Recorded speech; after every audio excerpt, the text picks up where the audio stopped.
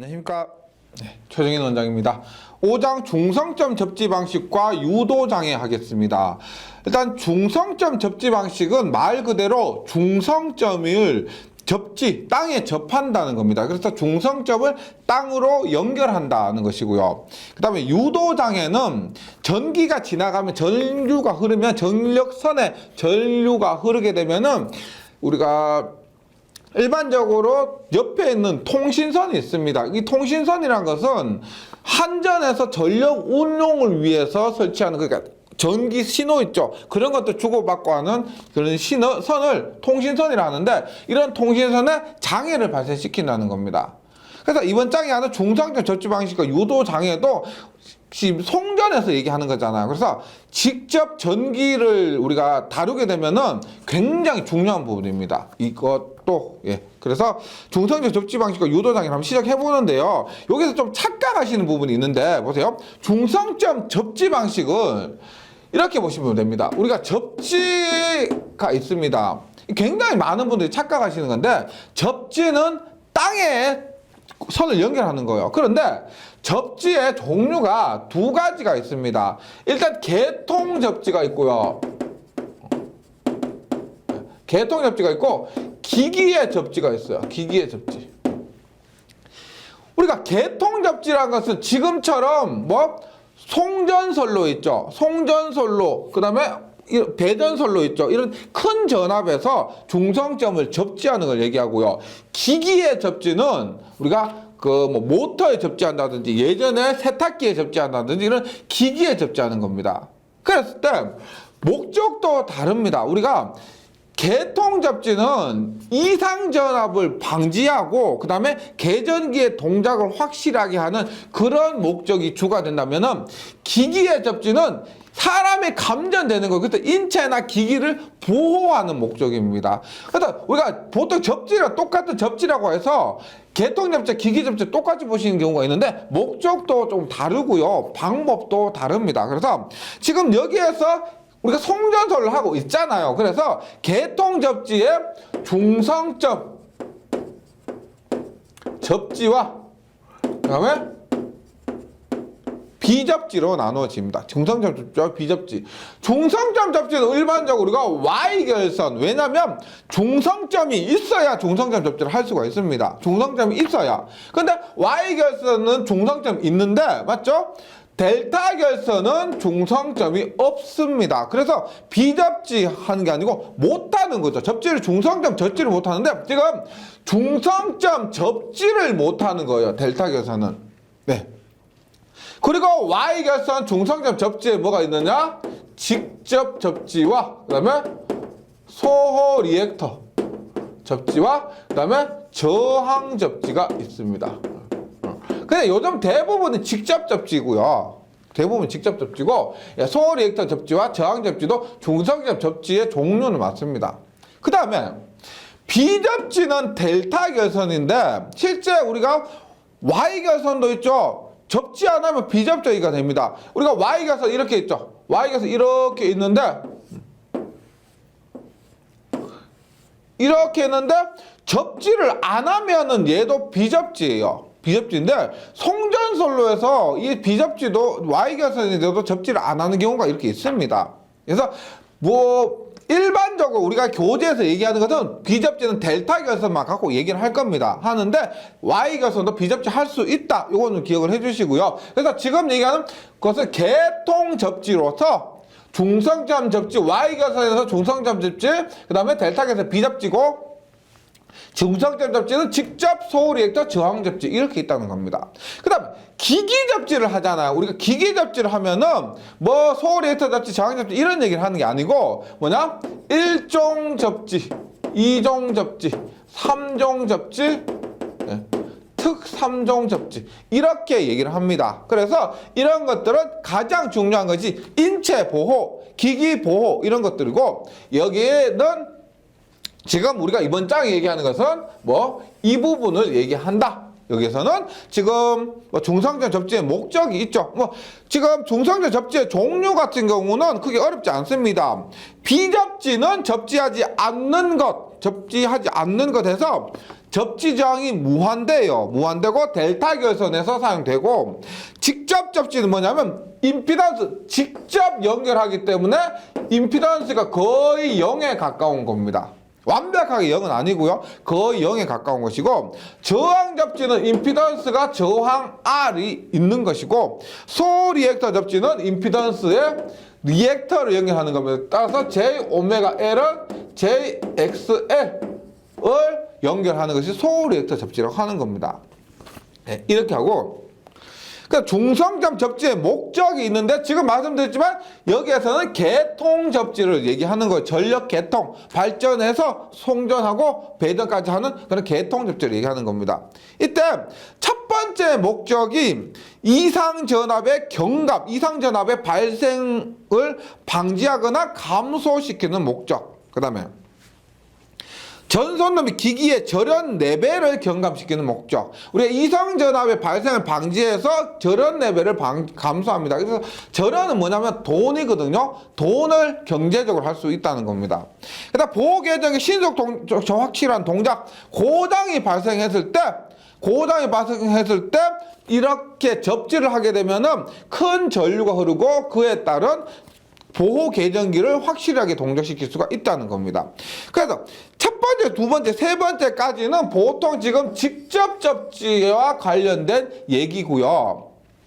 직접 접지와 관련된 얘기고, 지금 비접지는 접지 못하는 거니까 여기 중성점 접지 목적에 상관 안 되는 거죠. 그 다음에 소호 리액터 접지는 얘는 특별한 경우 왜?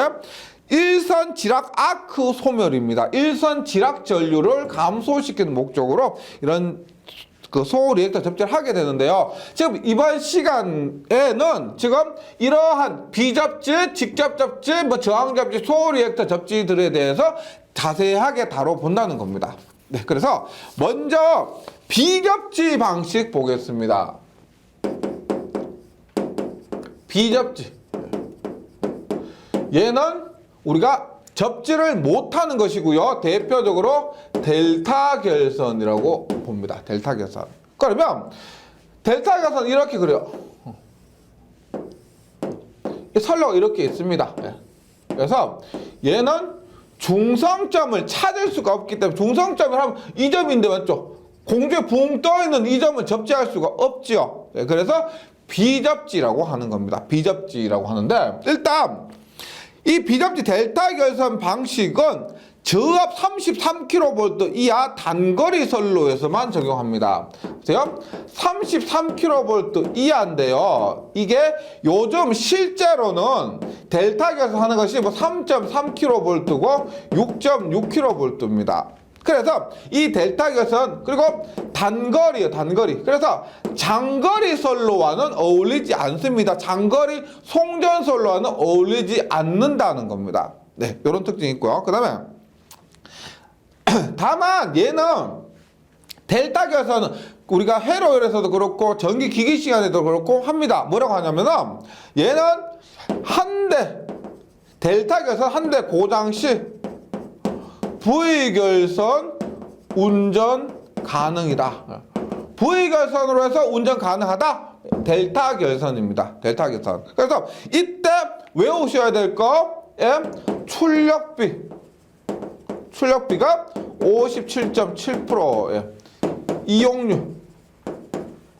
이용률이 86.6%. 반드시 외워주셔야 됩니다. 이 부분은 기기도 그렇고 회로에서도 그렇고 충분히 하기 때문에 세 과목에서 나오기 때문에요. 이 부분은 반드시 공부만 제대로 하시면 저절로 외워지실 겁니다. 네, 그렇게 보시고, 그 다음에 델타가 선로에 3고조파 미발생이요. 3고조파 미발생.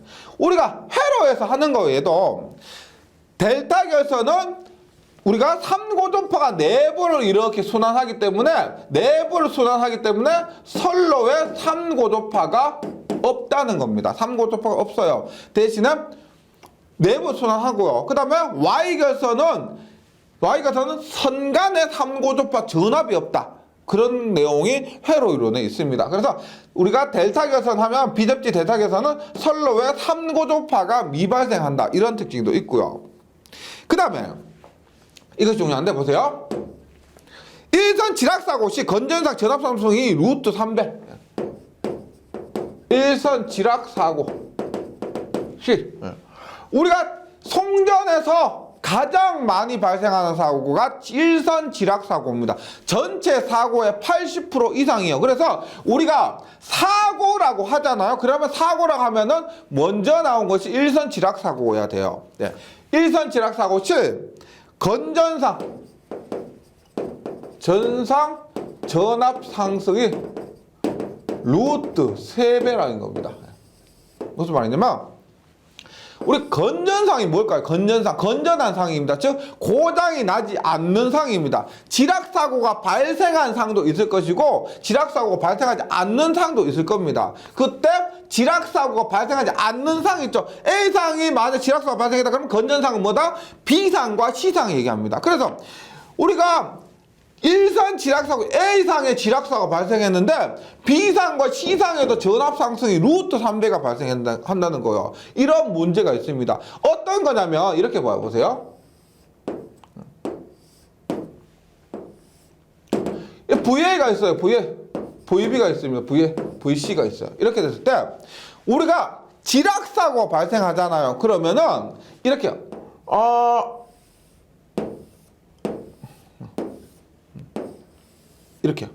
이렇게 지락사가 발생하면 얘가 이렇게 A상이 땅으로 떨어졌다는 겁니다. 그렇게 되면 지금 전원이 계속 공급되어 있기 때문에 어떻게 볼 수가 있냐면 지금 지락 땅이 중성점입니다. 이 땅은 대지에 즉 ABC상의 가운데예요. 즉 여기가 대지가 돼요. 여기가 대지인데 이것이 보세요. 이렇게 붙었다는데 여기에서 A상에서 전기를 항상 공급하고 있기 때문에 뭐다? 이 점이 반대로 있죠. 이 점이 이렇게 올라가 버리는 겁니다. 즉 중성점이 A점으로 올라가 버린다는 거예요. 중성점이 A점으로. 그렇게 되면은 우리가 보세요. B상과 C상의 대지전압이 이렇게 되었었는데 중성점 이렇게 올라가 버리니까 B상의 대지전압 이렇게, C상의 대지전압도 이렇게 변해버린다는 겁니다. 즉 이것보다 이 값이 얼마가 된다? 루트 3배가 된다는 겁니다. 루트 3배. 그 말이에요. 그래서 일선 지락사고 시 건전상 고장나지 않은 B상이나 C상의 대지전압이 평소보다 루트 3배가 되는 겁니다. 그런데 있죠. 루트 3배까지만 되면 괜찮은데 여기에 이렇게 뭐가 있다? 작용정전 용량이 있죠. 작용정전 용량에 의한 충전 전하들이 있습니다. 이런 충전 전하 때문에 루트 3배가 아니고 우리 최대 6배까지 발생하는 겁니다. 그래서 여기에서 우리가 보세요. 처음에 제가 비접지 할 때 뭐라고 그랬어요? 비접지는 낮은 전압바에서 밖에 사용 못합니다. 즉 3.3kg, 보통 우리 3.3kg, 6.6kg에만 사용한다 그랬어요. 왜 그러냐면 지락 사고 발생했을 때 가만히 있던 상의 전압 상승이 루트 3배에서 최대 6배가 된다는 겁니다. 왜 문제가 되느냐면은 내가 보세요. 절연을 합니다. 절연을 보세요. 만약에 3300V가 될 줄 알고 절연을 해요. 그만큼은 절연합니다. 그럼 지락사고가 발생해버리니까 델타 계선에서 지락사고가 발생해버리니까 이놈이 6배에서 20000V까지 상승해버리더라는 거예요. 그럼 지락사고 한번 발생해서 20000V 걸려서 호설로 변압기 홀레당 다 타버리면은 큰일 나는 겁니다. 맞죠? 문제가 심각해지기 때문에 이렇게 하면은 20000V까지 절연을 해야 돼요. 즉 지락사고 발생하면 20000V까지 오를 수 있으니까 야 이거는 큰일 나겠다. 20000V까지 절연해야 되겠대. 근데 사용하는 거는 요만큼밖에 안 되는데 절연하는데 그 비용이 배보다 배꼽이 더 커져버려. 절연하는 비용이 20000V까지 해버리니까 문제가 심각하다는 겁니다. 그래서 3.3kg까지는 그래도 괜찮은데 6.6kg까지는 괜찮은데 그 전압이 높아지잖아요. 22,900에 만약에 15만 4천이 돼버렸다. 그런 곳에서는 사용할 수가 없습니다. 택도 없다는 거죠. 요거는 뭐 괜찮아요. 예를 드는 것이고요. 이런 원인에 의해서 우리가 비접지는 낮은 전압에서만 사용할 수가 있다는 겁니다. 그래서 이것에 의해서 이것 때문에 뭐가 한다? 이중 고장 발생 가능성이 높다. 뭐다? 지락사고만 발생을 했지만은 지락사고 등에 의해서 전압상승이 높아지다 보니까 전압상승이 높아졌죠? 그러니까 B상이나 C상, 가만히 있던 B상이나 C상 전위상승 때문에 이런 문제가 발생할 수가 있다는 겁니다. 그래서 그것을 이중고장이라고 합니다. 이중고장 발생 확률이 상승한다. 절연 파괴에 의해서. 이런 거고. 그리고 기기의 절연 수준을 높아야 된다. 이러한 것 때문에 기기의 수준을 높여야 한다. 기기의 절연이에요. 절연. 네, 절연. 이게 돈이 많이 드는 겁니다. 절연하려면. 그래서 이 수준을 높여야 된다는 겁니다. 그 다음에 앞에 이런 거 있었죠. 델타 결선은 우리가 단거리 송전선로에서만 적용할 수가 있습니다. 단거리에서만요. 이것은 왜 그러냐면은 지금 제가 교재에 넣어놓지 않았는데 이런 원인이 이렇게 됐어요. 보세요. 델타 결선 이렇게 합니다.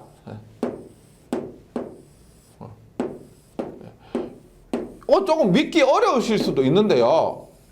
보세요. 델타 결선 합니다. 이렇게 했을 때 여기에 보세요. 만약에 여기에 아시겠지만 작용 정전 용량이 존재하고 있습니다. 작용 정전 용량 CS가 존재하고 있습니다. 이때 가장 많이 발생하는 사고, 지락사고가 이렇게 발생해요. 지락사고 발생하면 앞에 했죠? 지락사고 발생하면 지락전류가 흐르게 됩니다. 지락전류가요. 지락전류 흐르는데 이게 보세요. 이 대지정전 용량이라는 게, 이 작용정전 용량이 뭐예요? 작용정전 용량이라는 것은 선로와 대지 사이에 한 상당 작용하는 용량입니다. 즉 여기에 선과 대지 사이에 전압이 크다 보니까 전하가 플러스 뭐 마이너스 이렇게 혹은 뭐 플러스 마이너스 이렇게 축적되어 있다는 거예요. 이 정전 용량이 있다는 것 자체가. 그러면 전하가 이렇게 축적되어 있기 때문에 지락전류가 이렇게 발생하면 얘가 이렇게 공기 중이지만 정전 용량이 있다는 사실에 의해서 이렇게 선로로 지락전류가 흘러버린다는 겁니다. 즉 지락전류가 발생한다는 거예요. 그럼 보세요. 이때 흐르는 지락전류는 얼마냐? 지금 작용전전 용량이 C라고 했을 때요. 얼마? XC분의 지금 지락사가 발생했을 때 XC분의 여기에 걸리는 대지전압 루트 3분의 V죠. 여기에는 대지전압이 걸립니다. 맞죠? 대지전압에 의해서 루트 3분의 V란 전압이 걸립니다. 예. 그러면 XC는 얼마예요? C 하니까 얼마? 3ωC분의 1분의 루트 3분의 V가 되고 얘는 뭐 그냥 2라고 할게요. 요 놈을 대지전압 2라고 하면은 얼마? 3ωC2가 된다는 겁니다. 3ωC2. 그런데 여기에서 이 C값이 있죠. C값은 아시겠지만 마이크로 페로 퍼 킬로미터입니다. 1km당 이만큼 페럿이요. 따라서 전체 지락전류는 여기에 곱하기 L을 해야 됩니다. 요거 필기에서는 잘 안 나오는데요. 실기에서 잘 나와요. 예. 요렇게 된다는 겁니다. 그래서 IG는 얼마? 3ωC2L에 의해서 이때 지락사고 발생하면 흐르는 지락전류가 크다는 거예요. 크다는 겁니다. 그러면 이것이 어떻게? 이것이 길이가 크면 클수록 길이가 길면 길수록 IG가 더 커지기 때문에 장거리에서는 어떤 보호장치 없이 장거리에서 사용하기가 어렵다는 겁니다.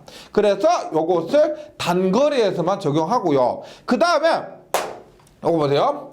이렇게 지락전류가 흐르죠. 지락전류는 콘덴서에 의해서 흐르는 전류, 콘덴서를 통해서 흐르는 전류입니다. 따라서 이럴 때 흐르는 전류는 콘덴서 흐르는 전류니까 진상전류죠. 90도 저항성분 없이 콘덴서를 통해서 이렇게 공기 중으로 기어 올라가는 전류이기 때문에 지락전류는 90도 앞선 진상전류가 된다는 겁니다. 이런 부분까지 해서 이것이 비접지예요. 별거 아닌 것 같았는데 이렇게 비접지의 특성이나 이러한 현상들이 있어요. 이런 것들이 있는데 그 다음에 직접 접지 방식입니다. 직접 접지 방식. 얘가 우리가 일반적으로 송전에서 얘기하는 접지는 이 직접 접지예요. 직접 접지는 당연히 Y결선이겠죠. Y결선입니다. 보세요. 이렇게 봅니다.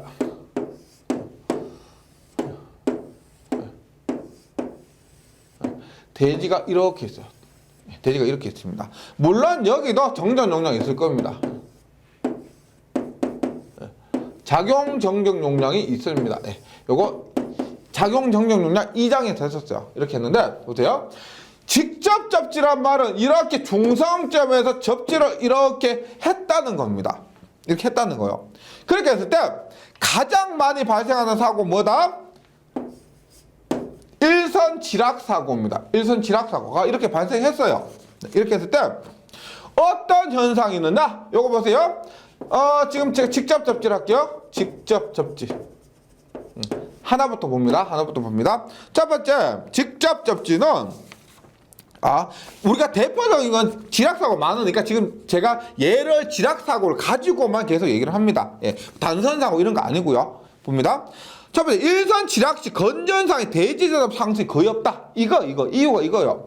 일선 지락 사고 시 건전상, 고장나는 전압 상승이 거의 없다.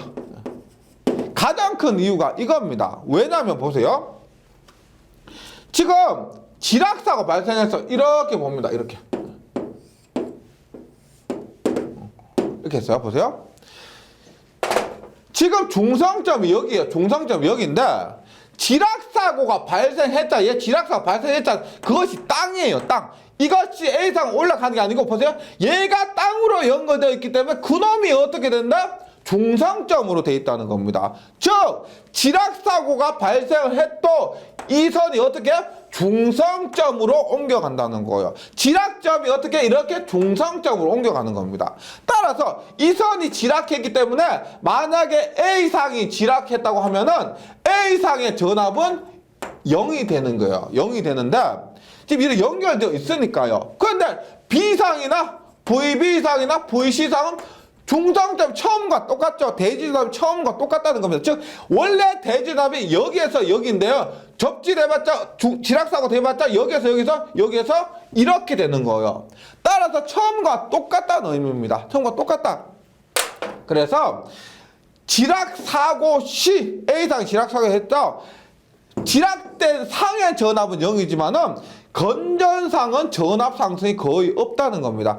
우리가 앞에서 비접지에서 가장 큰 문제가 이런 것 때문에 지락사고 발생했을 때 건전상 전압 상승이 루트 3배 최소 6배까지 발생해서 뭐 이중사고 뭐 절연을 높게 해야 된다 이런 문제가 있었는데 얘는 그런 것이 괜찮다는 거죠.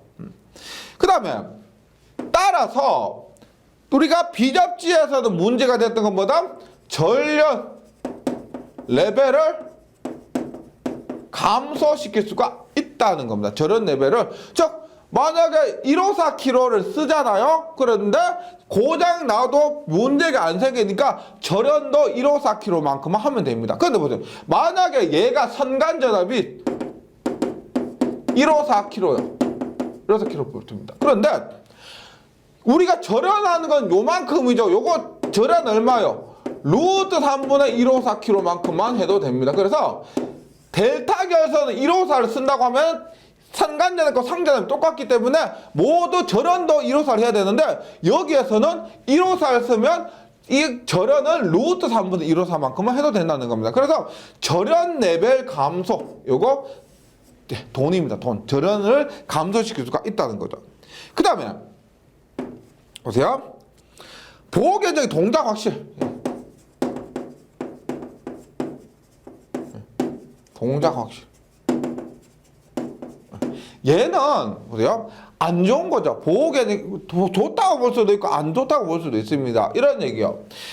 우리가 앞에서는 지락상이 됐어. 지락이 이렇게 됐습니다. 여기에 루트 3분의 V가 걸려 있어요. 대지전압이요. 루트 3분의 V가 걸려 있는데 우리가 비접지에서는 어떻게 해서 얘가 정전 용량을 통해서 이렇게 전류가 흘렀잖아요. 맞죠? 그런데 지금 접지가 되어 있으니까 여기에는 이렇게 하는 공기 중입니다. 따라서 XC가 굉장히 커요. 그 큰 리액턴스를 뚫고 겨우겨우 올라가는 건데 지금 직접 접지는 이렇게 왔죠. 이렇게 콘덴서 타고 공기 중으로 올라갈 것이죠. 접지선 타고 올라갈 것이죠. 즉 이렇게 접지선 타고 올라가지 이렇게는 안 간다는 겁니다. 맞죠? 그래서 이렇게 이쪽으로 정전용 타고 가지 않고 접지선을 통해서 올라가기 때문에 그 지락 전류가 즉 IG가 굉장히 커요. 지락 전류가 큽니다. 따라서 지락 전류가 크기 때문에 이 지락선에 여기에 계전기를 하나 둬요. 예. 뭐 지락 계전기 같은 거 있죠. 지락 전류가 흐르면은 동작하는 계전기를 두면은 이거 동작 전류, 지락 전류가 굉장히 크니까 계전기 동작도 굉장히 잘한다는 겁니다. 만약에 고장 전류가 적잖아요. 그러면은 고장 전류가 비실비실하면 얘가 고장인가 아닌가 판단하기도 어렵습니다. 그런데 이 직접 접지 같은 경우는 지락 전류가 굉장히 크기 때문에 계전기 동작이 확실하다 하는 겁니다. 계전기 동작을 확실하게 할 수 있다. 그러니까 이거 지락 전류가 큰 것은 지락사고 발생했죠. 지락 전류가 큰 것은 얘는 문제예요. 문제 안 좋은 건데 보호계전기 동작이 확실하다. 이것은 장점이 되는 겁니다. 네, 이건 단점이지만 이것은 장점이 되는 거예요. 지락 전류가 크다. 그래서 단점이지만 보호계전기 동작이 확실하게 할 수 있기 때문에 이것은 장점입니다. 그 다음에 변압기의 중성점이 영전이 부근에 유지되기 때문에 변압기 중성점이 이것이 뭐다? 접지와 연결됐죠. 접지는 우리가 일반적으로 0V라고 합니다. 접지는 0V라고요. 그 접지가 0V인데 이렇게 연결했으니까 중성점 전위도 0V가 되는 겁니다. 0V요. 그래서 중성점이 0V 전 부근에 유지되므로 단절연 변압기 사용하다. 우리가 단절연이라는 것은 절연을 단계별로 한다는 겁니다. 절연을 단계로 둘 수가 있다. 예. 우리가 전압이 높은 곳은 절연을 높게 하고 전압이 낮은 곳은 절연을 낮게 하고 이렇게 차등을 둘 수가 있다는 겁니다. 단절연 변압기 사용하다. 가능하다. 그 다음에 요거 쓸게요. 네.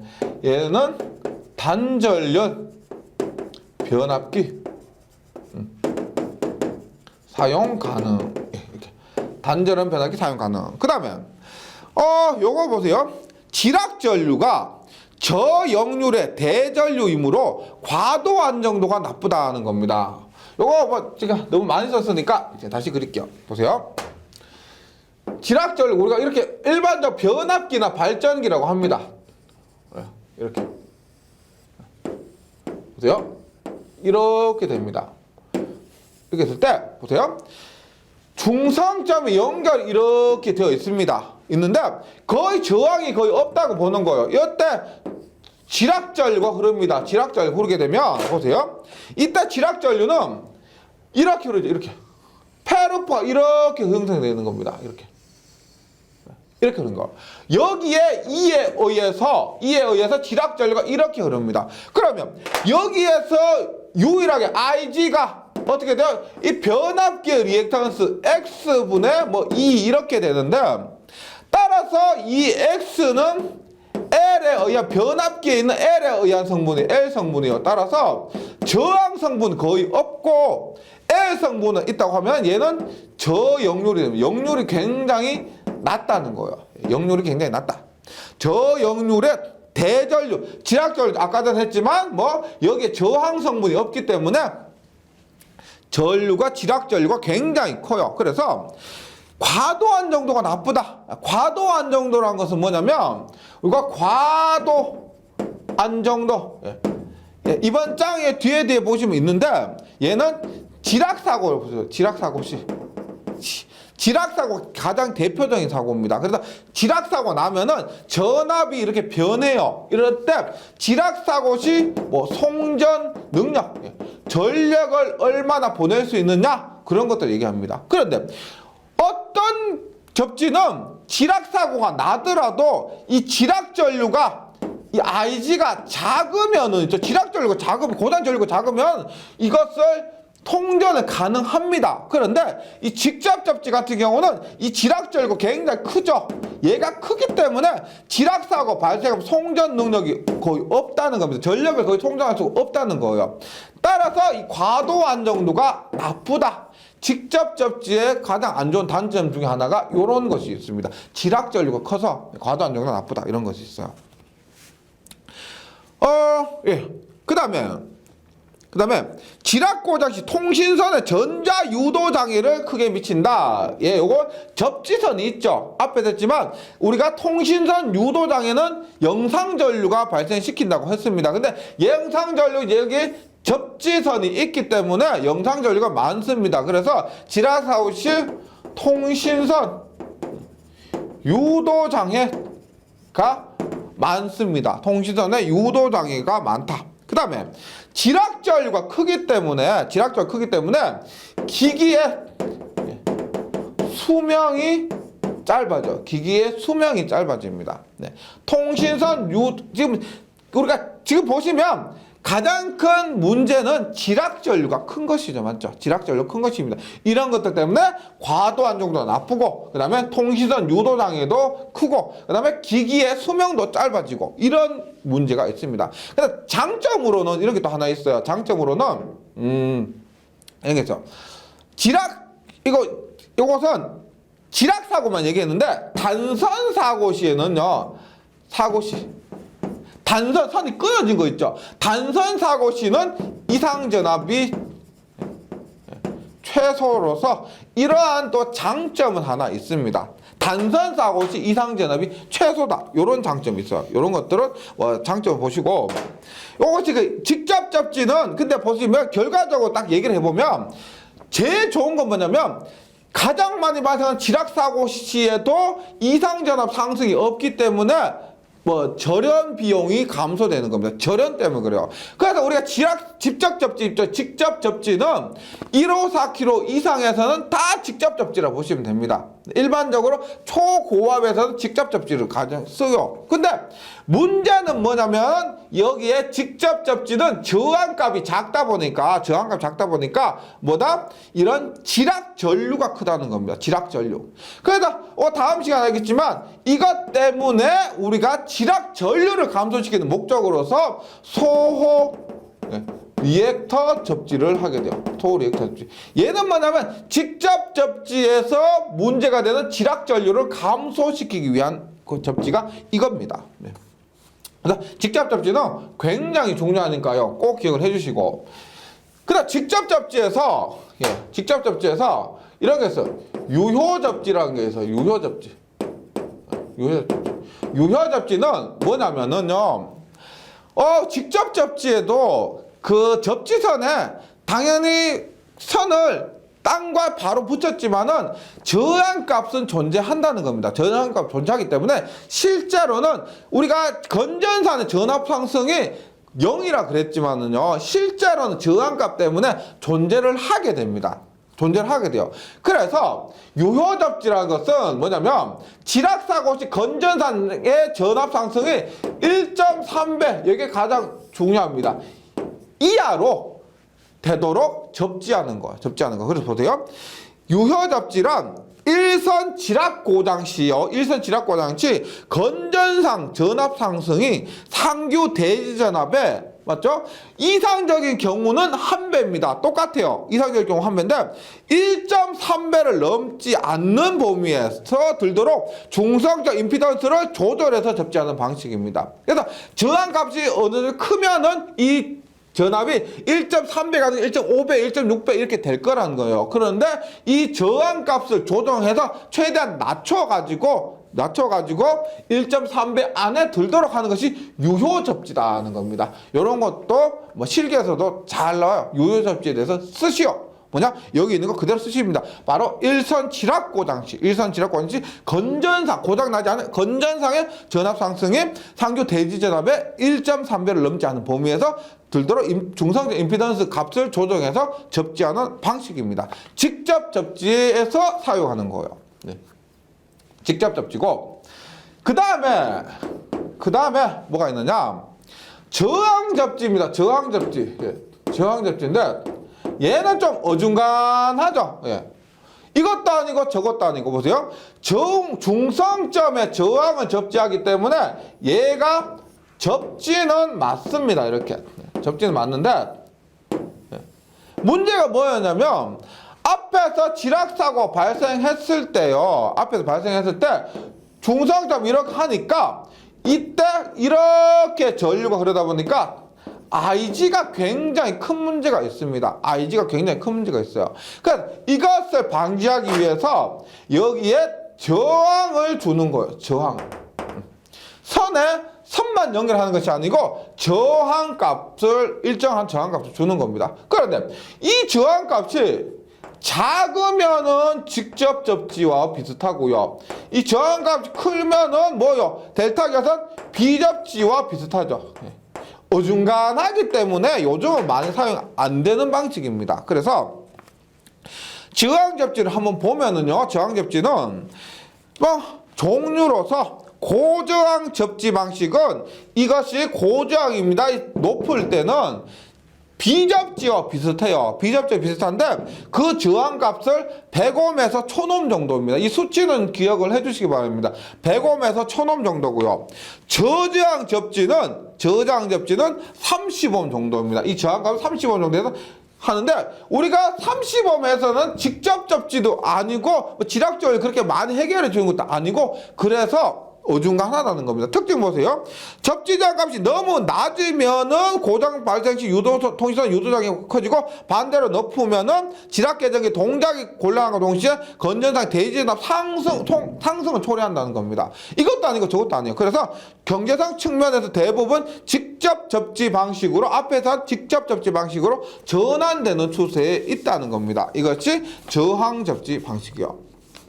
네. 그래서 이번 시간에 비접지, 직접 접지, 그 다음에 저항 접지를 했고요. 다음 시간에 이어서 요거 앞에서 직접 접지에서 문제가 되는 소리액터 접지에 대해서 하고, 그 다음에 바로 유도장애 부분으로 넘어가도록 하겠습니다. 이번 시간 한 거 저항 접지에서는 저항값 정도만 하고요. 그 다음에 비접지나 직접 접지에 대해서 제가 적어드린 특성들이 있죠. 교재에 있는 특성들 완벽하게 정리해서 숙지를 해주시기 바랍니다. 문제, 요것만 숙지하시면 문제 술술 풀릴 겁니다. 소리액터 접지 방식 하겠습니다. 우리 소리액터 접지 방식을 피터코일 접지라고 해서 피터코일 PC 접지 이렇게 얘기합니다. 근데 이 소리액터 접지는 보통 우리가 높은 초고압에서는 직접 접지 사용한다 그랬죠. 그리고 낮은 전압에서는 그러니까 비접지 방식 사용한다 그랬고요. 그 소리액터 접지는 66kV 선로에서 주로 사용하는데 최근에는 66kV 선로가 많이 없어지는 경향이 있습니다. 일단 소리액터 접지를 사용한다고 하면 66kV 선로에서 사용한다. 예, 기억해 주시고요. 그 소리액터 접지 방식을 보면은 개통에 접속된 변압기의 중성점을 송전솔로의 대지 정전 용량과 공진하는 리액턴스를 통해 접지하는 방식입니다. 얘가 무슨 말이냐면 보세요. 회로 이론에서 소리액터 접지를 합니다.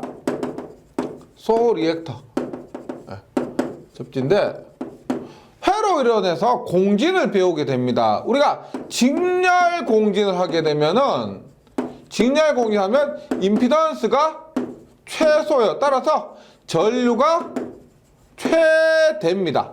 예. 직렬 공진에서는요. 그런데 반대로 병렬 공진이 되잖아요. 병렬 공진 하게 되면은 임피던스가 최대가 되고 I가 최소가 됩니다. 전류가 최소가 돼요. 그래서 이 소리액터 접지라는 것은 여기 이 병렬 공진을 이용한 겁니다. 보세요. 이렇게. 자, 우리 2장에서 했었던 그 작용 정전 용량이 언제든지 이 선로에는 존재를 하게 됩니다. 예. 이게 문제가 많죠, 이게. 네, 이렇게 됩니다. 이렇게 했을 때 여기에 접지를 하는데 소리액터라는 그 리액터가 코일이 되죠, 맞죠? 코일입니다. 이렇게 했을 때 접지를 했을 때 보세요. 지금 얘가 다 접지와 연결되어 있습니다. 연결되어 있을 때 지금 보시면 여기 이 점을 중심으로 보세요.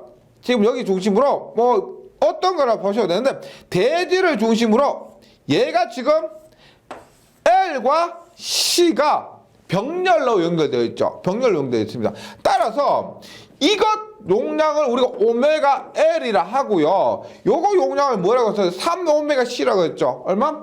3오메가 C분의 1을 같이 하게 되면은 이 값을 같은 값을 하게 되면은 병렬 공진이 됩니다. 즉 병렬로 연결되어 있기 때문에 병렬 공진이 되고 임피던스가 최대가 되고요. 그 다음에 전류가 최소가 됩니다.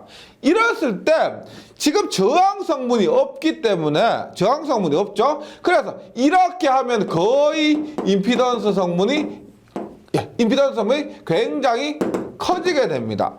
그러면 우리가 언제 문제가 되는 것이 지락전류죠. 맞죠? 지락전류가 이 전류가 최소란 말은 뭐 IG가 최소가 된다 이 말이에요. 관건은 토리액터 접지는 병렬 공진시켜서 지락전류를 최소가 되게 한다. 이게 뭐야? 우리가 저번 시간에 저항 접지를 했었잖아요. 직접 접지를 했었잖아요. 직접 접지할 때 가장 문제가 됐던 것이 이 지락전류가 최대가 되었기 때문에 여러 가지 문제가 있었는데 그것을 해결하기 위해서 지락전류를 최소로 하기 위해서 이것과 이것의 값을 똑같이 한다. 이러한 원리를 이용한 겁니다. 그래서 교재에 있는 것처럼 하시고요. 그래서 소리액터 크기는 병렬 공진에 의해서 봅니다. 오메가 L은 3오메가 CS분의 1이죠. 여기 S를 뭐 대지정전 용량이라 하건 혹은 작용정전 용량이라 하든 뭐 CS 혹은 C라고 합니다. 요 교재에 CS라고 되어 있으니까 그 나와 있는 C값 그냥 대입해 주시면 돼요. 네, 이렇게 했을 때 따라서 보세요. L은 얼마? L은 3오메가 제곱 C분의 1입니다. 3오메가 제곱 CS분의 1이 돼요. L 값을 소리액터의 값을 이렇게 대입을 하시면 되겠습니다. 그래서 얼마? 오메가는 2파F죠. 2파F 제곱 CS분의 1. 네, 이렇게 된다는 겁니다.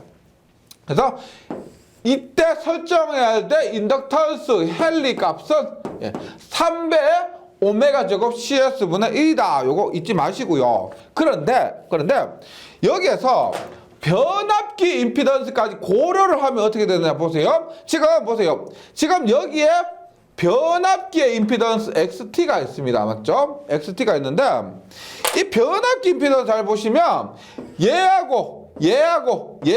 이 한 점에 대해 직렬이 아니죠. 한 점에 대해서 뭐 병렬로 되어 있습니다. 병렬로 되어 있어요. 그럼 따라서 전체 임피던스는 어떻게 될까요?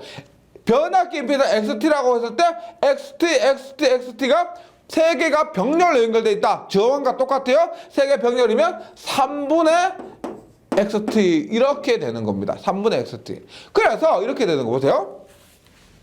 여기는 지금 여기에서 제가 썼던 공식은 XT 변압기 임피던스 고려하지 않았던 겁니다. 그런데 변압기 임피던스까지 고려하게 되면은 오메가 1 얼마? 3오메가 CS분의 1에서 아시겠지만 L과 C는 서로 빼주죠. 맞죠?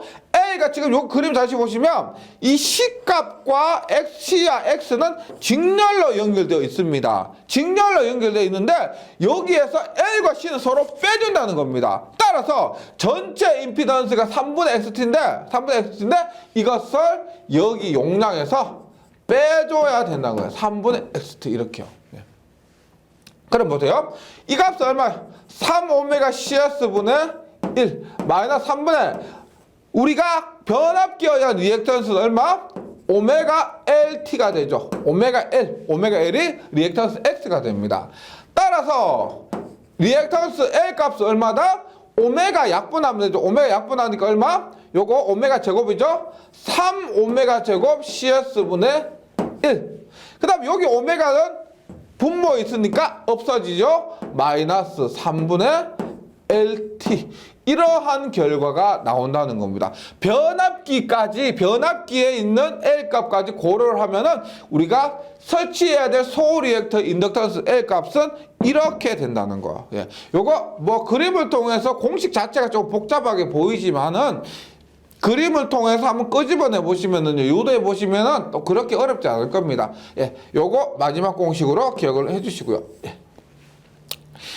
그 다음에 합조도라는 것이 있습니다. 합조도가 뭐냐면 보세요. 한번 책을 읽어봅니다.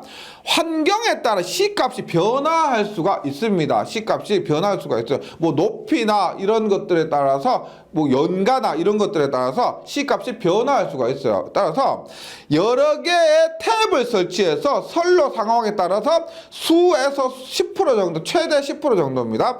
탭을 변경하면서 언제나 정전 용량과 같이 정전 용량과 공진할 수 있도록 하는데 소리액터의 탭이 공진점을 벗어나고 있는 정도를 우리가 합조도라고 합니다. 무슨 말이냐면 이 정의가 참 맞죠? 한국말은 한국말인데 말이 조금 어렵습니다. 이렇게 되어 있어요. 대지가 이렇게 있습니다. 이렇게 했을 때 우리가 정전 용량 이렇게 설치하죠. 2장에서부터 계속 꾸준히 이렇게 설치합니다. 설치합니다. 이때 우리가 서울리액터 이렇게 설치하잖아요. 맞죠? 서울리액터 설치하는데 목적이 뭐냐면 공진을 시키는 겁니다. 공진을 시켜야 되는데 이 정전 용량 값이 상황에 따라서 변할 수가 있어요. 그래서 어느 정도 여유를 주고 보세요. 이렇게요. 이 탭을 이렇게 준 거예요. 그리고 얘를 이렇게 해서 조절할 수 있도록 하는 겁니다. 즉, 이 C값의 상황에 맞춰가지고 이 탭을 여기 연결했다, 여기 연결했다, 여기 연결했다, 여기 연결했다 이렇게 조절할 수가 있다는 겁니다.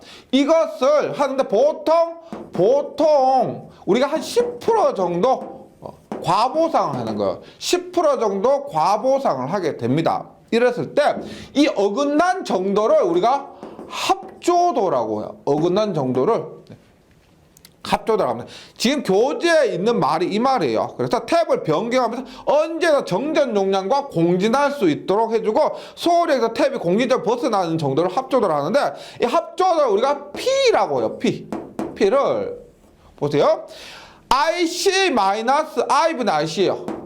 IC-I분의 IC인데 지금 IC는 뭐겠어요? 당연히 콘덴서가 들어가 있으니까 여기에 흐르는 전류를 우리가 IC라고 하고요.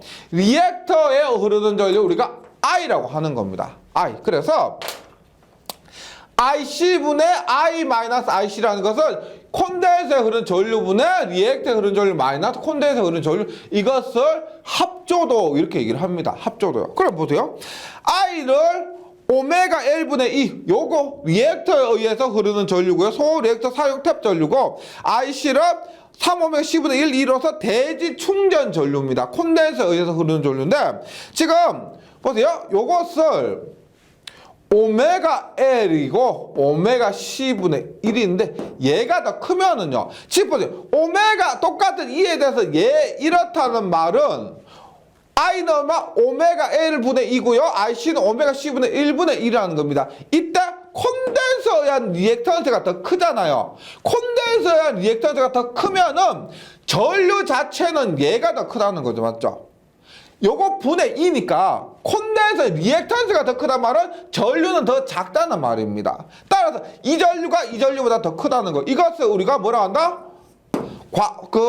합조도에서 과보상이라고 얘기합니다. 지금 리액턴스만 얘기하면은 얘가 키에 의한 리액턴스 크지만은 지금 우리가 합조도 자체는 전류를 갖고 얘기하고 있기 때문에 리액턴스가 큰 것은 전류는 작아요. 그래서 결국 I가 더 크죠. 그래서 과보상이고 합조도를 우리가 플러스라고 얘기를 하는 겁니다.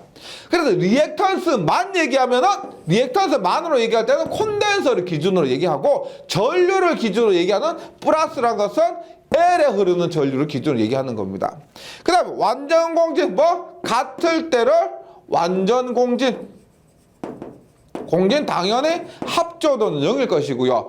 얘가 더 크면은 뭐라고 한다? 부족이라고 하고 얘가 합조도가 마이너스가 된다는 겁니다. 요때 요거와 요거를 비교해서 한번 잘 보시면은 리액턴스는 뭐다? 과하다, 부족하다는 건 리액턴스는 콘덴서 리액턴스를 기준으로 과하다 얘기하시면 되고요. 전류를 얘기할 때는 요것을 리액터에 흐르는 전류를 기준으로 얘기하시면 된다는 겁니다. 이렇게요.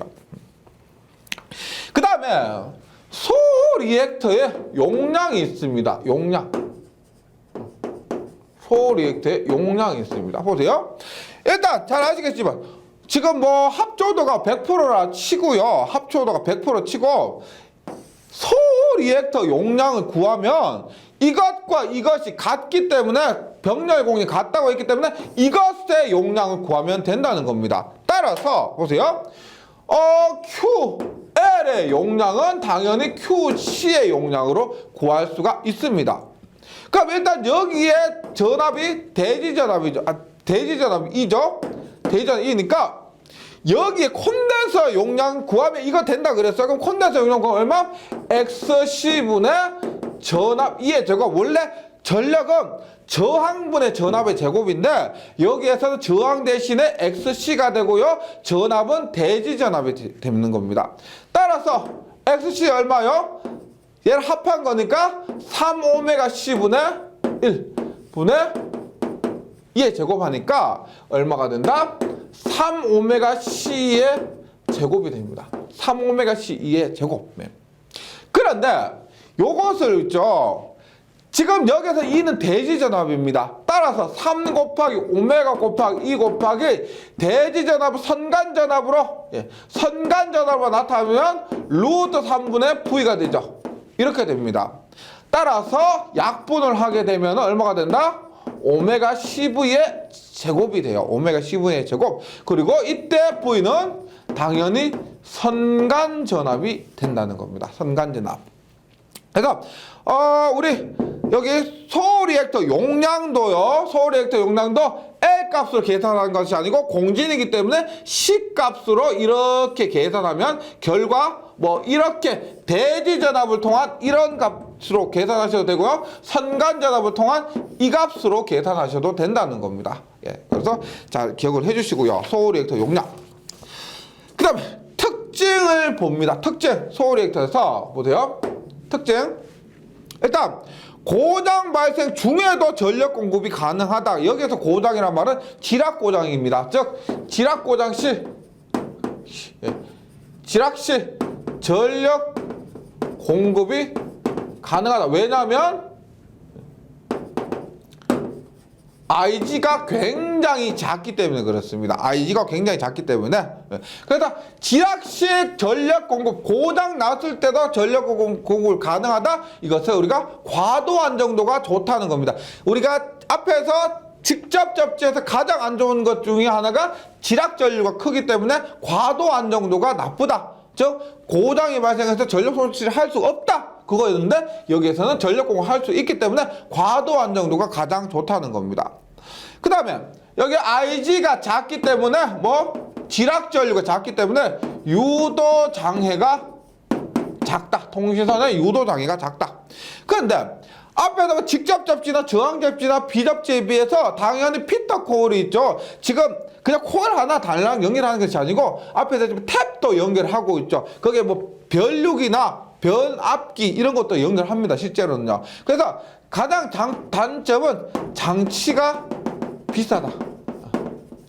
비싸다는 겁니다. 비싸다. 이런 것도 있고. 그 다음에 고장 검출이 어렵다. 즉 직접 접지는 지락 전류가 커서 계전기가 이 큰 전류 가지고 계전기 고장 검출 쉬웠는데 얘는 지락 전류가 작기 때문에 고장 검출이 어렵기 때문에 다른 보조적인 장치를 설치해야 되는 겁니다. 일단 이것만 가지고 했을 때 고장 검출이 어렵다는 거예요. 그래서 장치의 동작이 불확실하다. 그 다음 얘는 있죠. 단선 고장 시 이상 전압이 최대예요. 우리가 가장 많이 발생하는 사고가 지락 사고이기 때문에 단선 사고를 잊고 있었지만은 단선 사고가 발생하면은 우리가 이상 전압이 최대가 됩니다. 뭐 간단하게 그려보면은 이렇게 돼요. 우리가 보세요. 이렇게 돼요.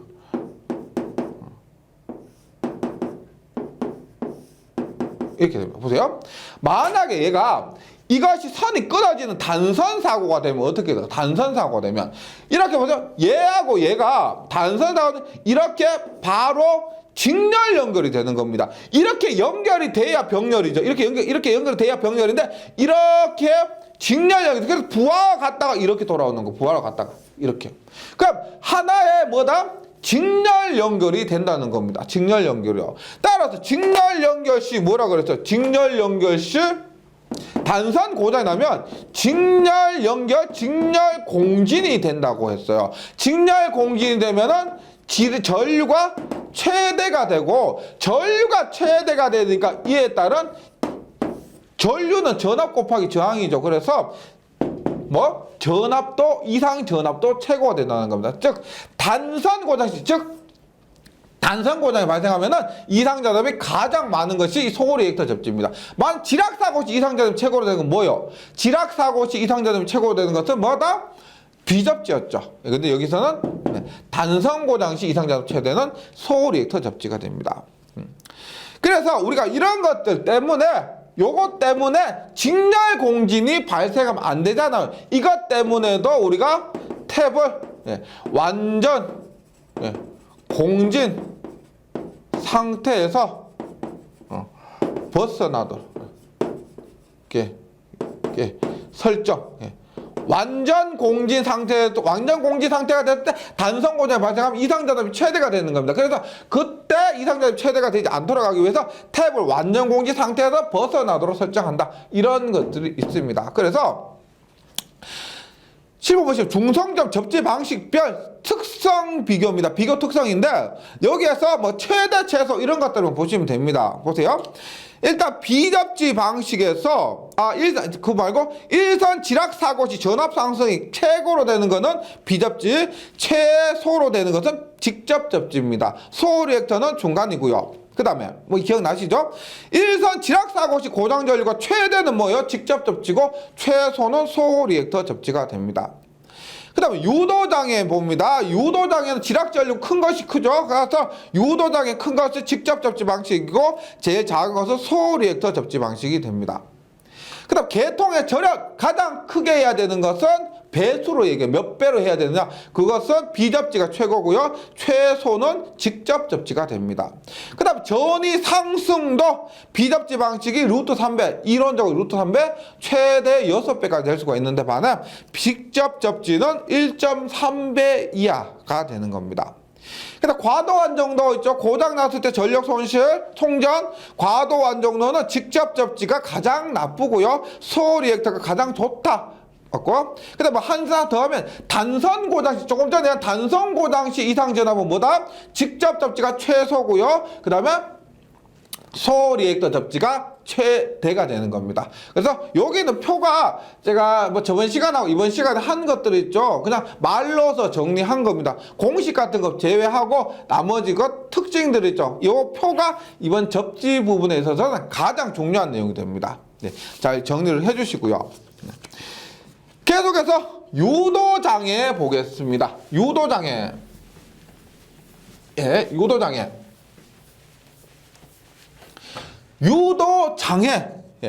유도장애는 우리가 자기학 시간에 보면 뭐 전자유도장애도 있고요. 전자유도장애도 있고 정전유도장애, 그 다음에 고주파 유도장애.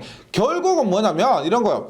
통신선에 전력선이 영향을 미치는 겁니다. 즉 보세요. 큰 전류가 흐르는 전력선이 있다고 했을 때 옆에 전류가 작은 통신선이 있습니다. 통신선이 좀 당연히 큰 전류에 의해서 통신선에 영향을 미치게 되는 거죠. 맞죠? 그것을 우리가 유도장애라 하는데, 유도장애 하면은 우리가 세 가지로 볼 수가 있습니다. 첫 번째 정전유도장애, 그 다음에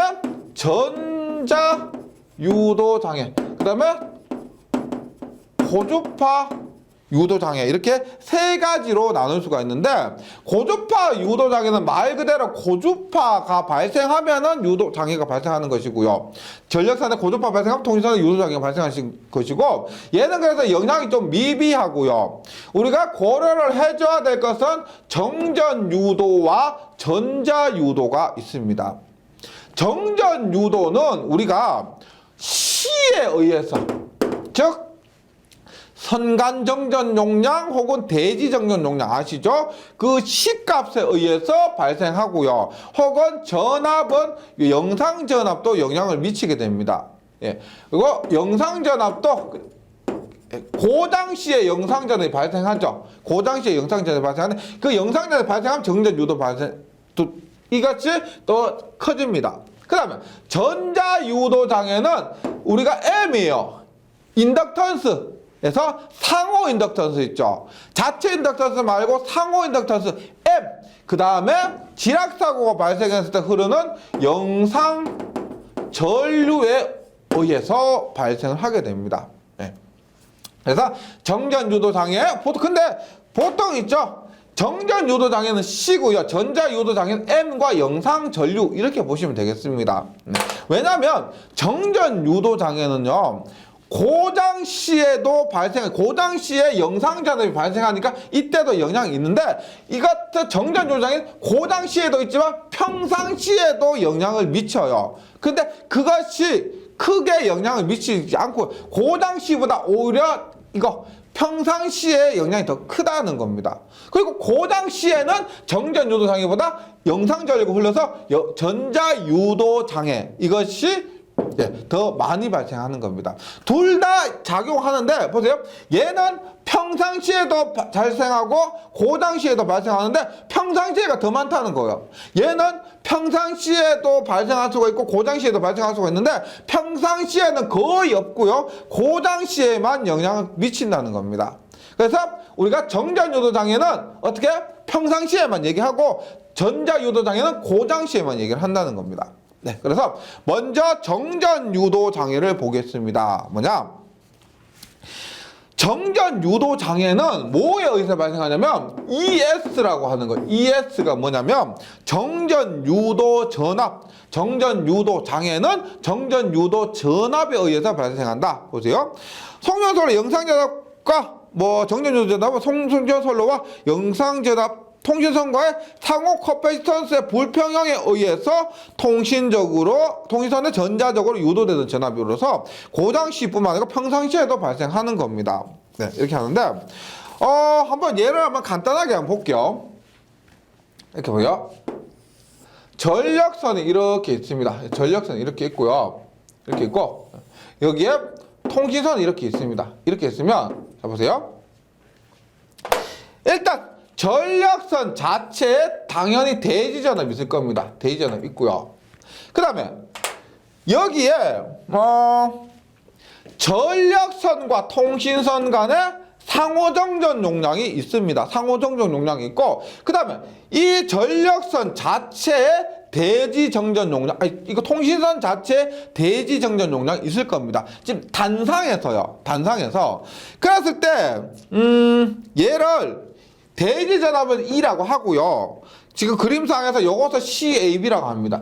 전력선 자체의 대지정전 용량은 무시합니다. 여기서 필요 없어요. 그 다음에 요 놈을 통신선에 의한 정전 용량은 CB라고 해요. CB. 그러면 이것을 우리가 등가 회로로 나타내면 이렇게 될 수가 있습니다. 보세요. 이렇게. 보세요. 이렇게. ES가 아니고 대지전압 E예요. CAB입니다. CAB. 그 다음에 요놈을 대지를 할게요. 요것을 CB라고 합니다. CB. 그러면 우리가 정전 유도 장애가 발생하는 건 왜 그러냐면 이 CB 여기 통신선에는요. 평소에 전류가 굉장히 미약한데 전력선 옆에 있다 보니까 이런 정전 용량들에 의해서 이 CB에 여기에 ES라고 하는 정전 유도 전압이 발생해 버리더라는 겁니다. 여기에 정전 유도 전압이 발생해 버리니까 그 전압에 의해서 전류가 흐르고 여기에 통신선에 쓸데없는 전류가 흐르니까 정전 유도 장애가 발생한다는 거죠. 예. 그럼 봅니다. 여기서 ES는 여기에 걸리는 전압은요. 지금 이걸 등가위로 이렇게 그린 겁니다. 똑같아요. 여기에 걸리는 전압 보세요. CAB 플러스 CB분의 전력공학 시간에, 전력공학이 아니고 전기자기학 시간에 배우게 됩니다. 지금 여기 전압, 여기 정전 용량이 있고 여기 정전 용량이 있을 때 여기에 걸리는 전압은 콘덴서 용량과 전압은 반비례하기 때문에 여기 걸린 전압은 얘를 곱해요. 즉 CAB 곱하기 전력선에 걸리는 대지 전압을 곱합니다. 그래서 일단 단상 2선식에서는 정전 유도 전압이 이렇게 발생한다는 거예요. 이 정전 유도 전압 지금 보세요. 고당이란 말 아예 없습니다. 없을 때도 어떻게? ES는 CAB 플러스 12분의 CAB ES 공식에 의해서 정전 유도 발생하고 이때 통신선에는 유도 장애가 발생한다는 겁니다. 장애가 발생한다는 거예요. 이거 단상이에요. 단상. 네. 그 다음에 3상일 때는 보세요. 3상일 때는 이렇게 봅니다. 보세요. 그리고 이렇게 했어요. 이렇게 했습니다. 그럼 보세요. 일단 여기에 CA 12 요거 CC고 요거 얼마? CS라고 하면 CS입니다. 3상에서는 이러한 정전 용량이 3개가 있고요. 맞죠? 3개가 있고 자체 정전 용량, 통신선 자체 정전 용량 CS도 똑같이 있습니다. 이때 여기에 발생하는 ES는요. 지금 CI12, CC를 만약에 다 똑같다고 하면은 얼마? 3C죠. 30 병렬이니까 3C입니다. 플러스 CS분의 얼마? 여기 걸리는 건 똑같이 3C가 돼요. 3C고 이때 만약 고당이 발생했다고 하면 이때 영상전압 V0를 지금 어떤 전압인지 모르는데 영상전압을 곱해주는 겁니다. 이때는요. 근데 이것을 우리가 보세요. 평소에요. 얘는 근데 많이 적용 안 하죠. 적용 안 하는데 평소에는 이렇게 되는 거예요. 보세요. CA 플러스 CB 플러스 CC 플러스 CS 분의 얘 유도 과정은 생략합니다. 얘 복잡하기 때문에 얼마? CA에 CA 마이너스 CB 12에 CB 마이너스 CC CC에 CC 마이너스 CA 그리고 곱하기 우리가 여기에 걸리는 전압이 있죠. 여기에 E 있죠. E. 여기에 대지 전압 E를 곱해 준다는 겁니다. 이렇게요. 그래서 우리가 말씀드려도 제가 고당시보다는 영상전압 곱하기 이거보다 요거 있죠. 평상시에 이만큼의 정전 유도 전압이 발생하고 이 전압에 의해서 여기에 정전 유도 장애가 발생한다고 했습니다. 이렇게 되는 거예요. 근데 지금 여기서 보세요. 여기서 먼저 할게 이거 있어요. 요 부분 있죠. 요만큼. 요게 뭐냐면 요거 CS를 더하지 않는 거죠. 분모 CS 안 더한 거. 이거는 뭐예요? 콘덴서 이 부분은 뺀 부분입니다. 요거를 빼고 요만큼을 우리가 뭐라고 하냐면 중성점 잔류 전압이라고 그래요. 중성점 잔류 전압. 요것도 예전에 시험에 종종 출제됐었습니다. 요것 중성점 잔류전압의 공식도 좀 기억을 해주시고요. 중성점 잔류전압 공식에서 이거 통신선의 정전 용량 CS를 더하면 그것이 뭐냐면 3상에서의 정전 유도 전압이 된다는 거예요. 이렇게 됩니다. 그리고 여기에서 보세요. 이것인데 그러면 보세요. 이것이 뭐라고 했다? 정전 유도 전압이라고 했습니다. 정전 유도 전압. 3상에서 우리 보통 통신 유도 장애라고 하면은 3상이겠죠. 3상에서 정전 유도 전압인데 이것이 뭐다? 정전 유도 장애를 발생한다는 거예요. 발생시키는 겁니다. 그럼 이 정전 유도 장애를 없애려면은 이것을 ES를 0으로 하면 되겠죠. 정전 유도 전압을 0으로 하면 될 겁니다. 그럼 그 방법이 어떻게 되느냐 보세요. 지금 분자를 보시면 루트 분자만 잘 보세요. 분자가 0이 되면 되는데 CA에 CA 마이너스 CB, CB에 CB 마이너스 CC, CC에 CC 마이너스 CA 이렇게 됐다는 거예요. 분자가. 그러면 간단하죠. 만약에 CA는 CB는 CC는 만약에 다 같다면 어떻게 돼요? CA 마이너스 CB는 같으면 0이니까 0 곱하기 해봤자 0. CB와 CC 같으니까 0. 0 하니까 0이 된다는 겁니다. 즉 정전 유도 전압은요 평상시에 이렇게 발생하는데 이것을 없애는 방법이 생각보다 간단하다는 겁니다. 뭐다? CA는 CB는 CC 이것을 우리가 용어로 뭐라고 한다? 선로 정수 선로의 CA 정전유의 선로 정수를 평형시킨다. 이거 방법 2장에서 했었죠. 선로 정수 평형에서 연가라고 했습니다. 연가를 하면은 우리 전체 등분을 3의 n수 3의 배수배로 해서 3, 6, 9 해서 보통 3배로 나누어서 그 위치를 서로 바꿔주잖아요. 그렇게 하면은 선로 정수가 평형되고 정전 유도 전압이 0이 돼서 정전 유도 장애가 발생하지 않는다는 겁니다. 그래서 얘는 크게 문제가 없어요.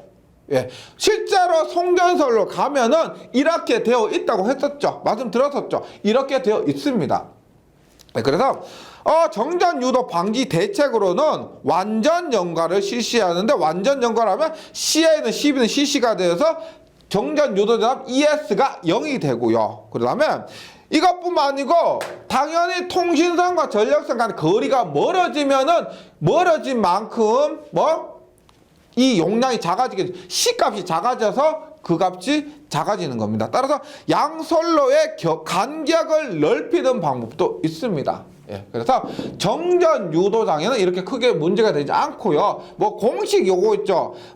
중성적 잔류전압 이 공식도 지금 여기에서 하는 건 아니지만 중성적 잔류전압 공식하고 그 다음에 단상일 때의 정전 유도 전압 공식, 삼상일 때의 정전 유도 전압 공식 정도 외워주시고 이 정전 유도 전압을 방지하는 것 선로 정수 평형하기 위해서 연가를 한다. 이 정도 정리해서 기억을 해주시면 되겠습니다.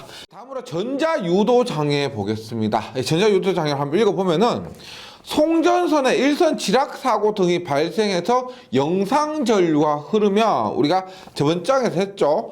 일선 지락 사고 시 영상 전류가 흐릅니다.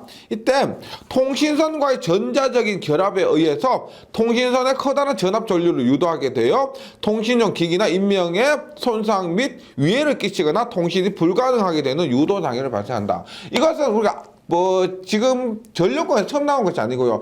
회로에서도 그렇고 이 통신선 유도 장애란 말이 몇 번 나왔습니다. 다른 과목에서 나오고요.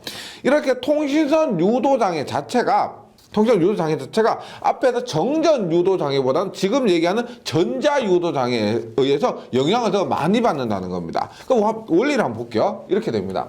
우리가 실제 이렇게 전력선이 있습니다. 전력선이 이렇게 있고요. 그 다음에 통신선이 이렇게 있는데 이때 여기서 좀 염두에 두셔야 될 것은 전력선까지 거리는 굉장히 가깝죠. 맞죠? 가까운데 전력선과 통신선까지 거리는 제가 지금 가까이 그렸지만 실제보다는 더 멀다는 겁니다. 이럴 때 보세요. 지금 여기에 A상의 전류 IA 여기에 B상의 전류 IB, C상의 전류 IC가 흐른다고 했을 때 우리가 상호 인덕턴스 M이 있죠. 물론 자체 인덕턴스가 자체 인덕턴스도 이렇게 발생을 하겠지만은 상호 인덕턴스 볼게요. 보세요.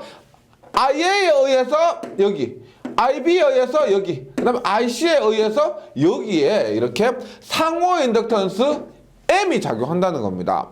그런데 말씀드렸듯이 여기 거리는 이 거리에 비해서 이 세 개와 이 하나의 거리에 비해서 이 사이의 거리는 거의 동일하기 때문에 얘에 의한 상호 인덕턴스, 얘에 의한 상호 인덕턴스, 얘에 의한 상호 인덕턴스는 거의 다 같다고 보는 겁니다.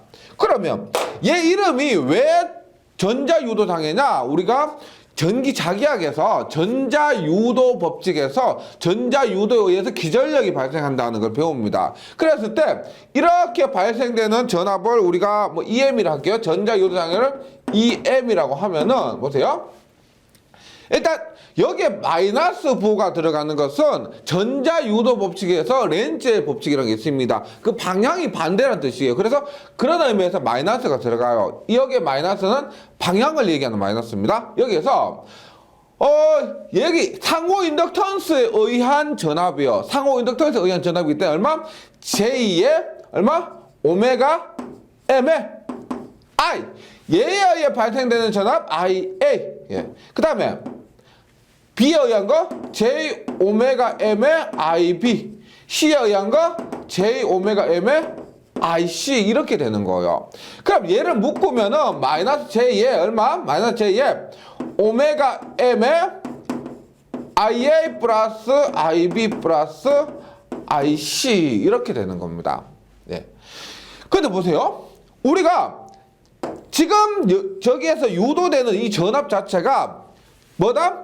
전자유도 장애를 발생시키는 전자유도 전압이에요. 그런데 이 전자유도 전압이 오메가는 2파F고요. M은 상호 인덕턴스고 IA, IB, IC를 더한 것과 곱해야 된다는 겁니다. 그러면 보세요. 얘가 평소에는 있죠. 평소에는 요 부분 IA 플러스 IB 플러스 IC 요 부분이 뭐요?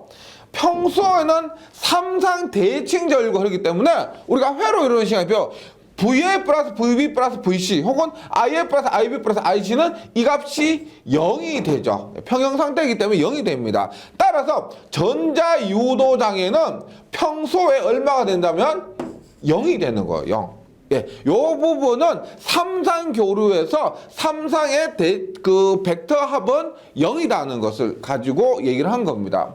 그래서 문제는 뭐냐면 평소에는 고장이 나지 않는 상태에서는 전혀 문제가 없다는 거예요. 이거 예, 전자유도 장애가요. 그런데 보세요. 다시 EM은 몰라? 마이너스 J의 오메가 M에 보세요. IA 플러스 IB 플러스 IC에서 만약에 우리가 지락사고가 발생했을 때 4당에서 했었죠. 우리가 뭐 4당에서 했던 것 뭐 잊으시면 안 되고요. 그때 했던 것 중에서 일선 지락사고가 발생했을 때 어떻게 되었다? IA는 뭐 IB, IC는 0이고요. IA는 뭐다? IG고 IG는 3I 제로가 된다라고 했죠. 3I 제로. 따라서 일선 지락사고 시는 얼마? 마이너스 J 오메가 M에 얼마? 3I 제로가 되는 겁니다. 그 다음에 이 M이 상호 인덕턴스는 1km당 몇 미리헬리다라고 했을 때는 여기에 길이까지 곱해 주셔야 되는 거고요. 네. 그래서 우리가 말씀드렸듯이 평소에는 이 상호 인덕턴스가 그 사고 인덕턴스에 의한 전자유도 장애가 0입니다. 0인데 일선 지락사고 시 4당에서 배운 것처럼 이러한 관계를 가지기 때문에 우리가 이때는 전자유도 전압 EM이 이런 값으로 나온다는 거죠.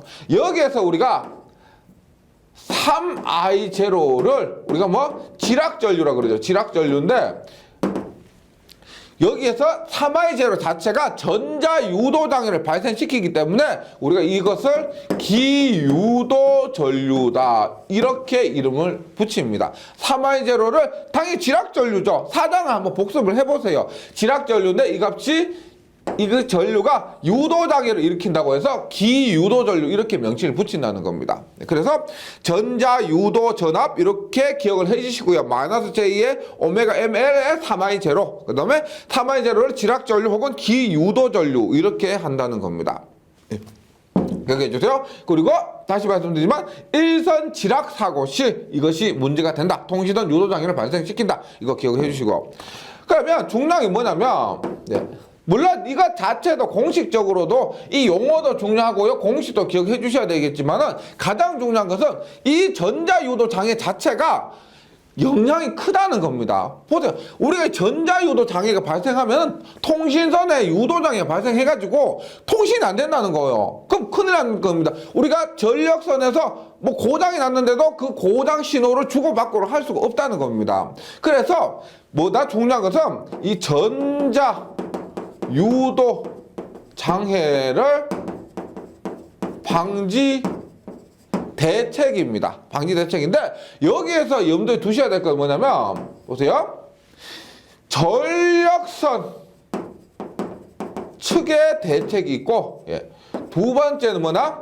통신선 측의 대책이 있습니다. 무슨 말이냐면 서로 보세요. 전력선에 의해서 통신선에 전자유도 장애 발생하는데 이거를 서로 상방이에요. 그냥 전력선 측의 문제도 있지만은 가까이 붙어 있었던 통신선 측에서도 문제가 있다는 겁니다. 그래서 이것을 해결하기 위해서 같이 노력을 해야 된다 이 말이에요. 같이 노력을 해야 된다 봅니다. 그래서 전력선 측의 대책, 통신선 측의 대책 따로 외워주셔야 돼요. 이 부분은 실기에서도 잘 나옵니다. 전자유도 장애를 방지하기 위해서 전력선 측의 대책 3가지를 쓰시오. 통신선 측의 대책을 3가지 쓰시오. 이거 섞어서 쓰시면 안 돼요.